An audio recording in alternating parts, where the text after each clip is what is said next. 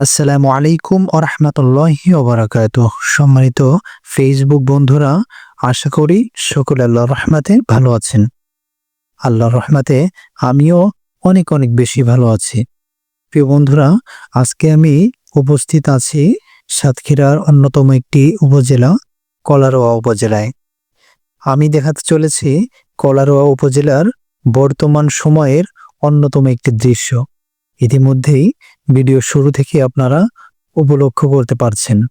সেটি হচ্ছে সাতক্ষীরা কলারোয়ার মেইন রোডের দুই পাশ দিয়ে যে ধানের ক্ষেতগুলো আছে, সেই ধানের ক্ষেতগুলোতে এখন আর ধানের মৌ মৌ আভাটা পাওয়া যাচ্ছে না।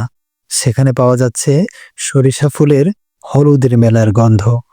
হলুদের যে মৌ মৌ একটা ঘ্রাণ, সেই ঘ্রাণটা পাওয়া যাচ্ছে।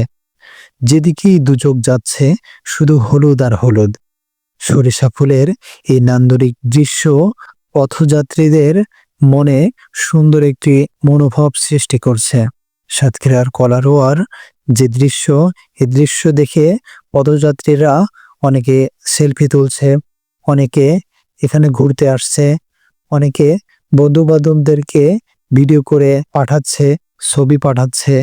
এরপর আরেকটা জিনিস খুব সুন্দর এবং মনোমুগ্ধকর, সেটি হচ্ছে সরিষা ফুলের যে মৌ মৌ আভা, এটাকে কেন্দ্র করে সরিষা ফুলের মধু সংগ্রহের কাজ চলছে। তো সম্পূর্ণ ভিডিওটি দেখবেন, ভালো লাগলে শেয়ার করবেন। ধন্যবাদ।